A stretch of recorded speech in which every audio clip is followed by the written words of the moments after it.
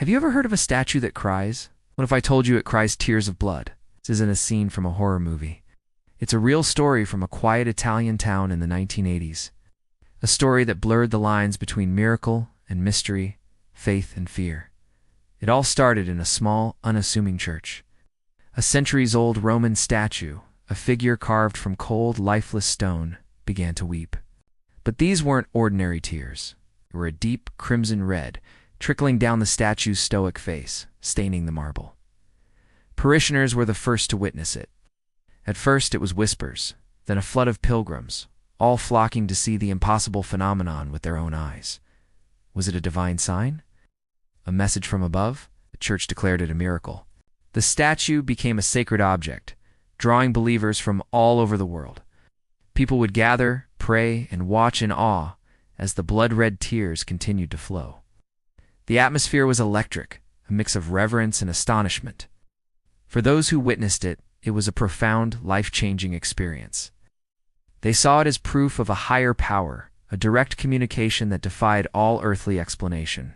But where there are miracles, there are also skeptics. The local authorities and the scientific community couldn't just accept it on faith. They had to investigate. A team of scientists was dispatched to the church.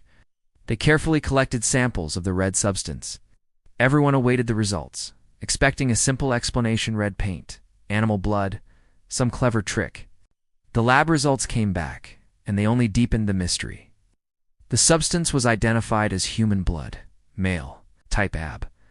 But here's the kicker. Scientists couldn't find any trace of DNA.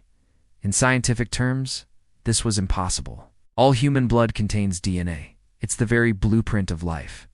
This blood had no genetic fingerprint, no origin, no identity. It was, for all intents and purposes, anonymous blood. This baffling discovery threw fuel on the fire. For the believers, it was the ultimate confirmation. Of course, it had no DNA. It wasn't from any human. It was divine.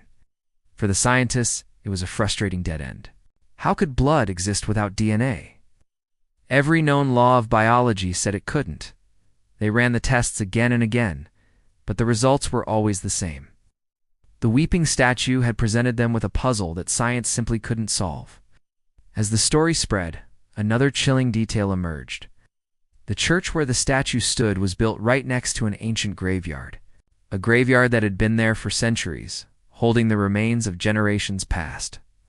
This connection added a new, eerie layer to the tale. Were the tears a lament for the dead? A link between the world of the living and the realm of the departed? The thought sent shivers down people's spines. The statue was no longer just a symbol of a miracle. It was now a bridge to something much older and more mysterious. So what was really happening? Is it a genuine miracle? A supernatural event that we can't comprehend? Or was it an incredibly sophisticated hoax, a manipulation designed to inspire faith, or perhaps to deceive? If it was a trick, it was a brilliant one. One that fooled not just the faithful, but also a team of dedicated scientists. To this day, the case remains officially unsolved. There is no conclusive proof of a hoax, but also no scientific explanation for the phenomenon. The story of the weeping statue leaves us with a fascinating question. Where do we draw the line between faith and fact? It's a place where belief is powerful enough to make stone cry, and where science, for once, is left without an answer. It's a testament to the enduring power of mystery and the human need to believe in something beyond our understanding. In that small Italian town, faith met fear in cold, hard stone, and the world is still wondering what it saw. What do you think? Divine miracle or clever manipulation? Let me know in the comments below.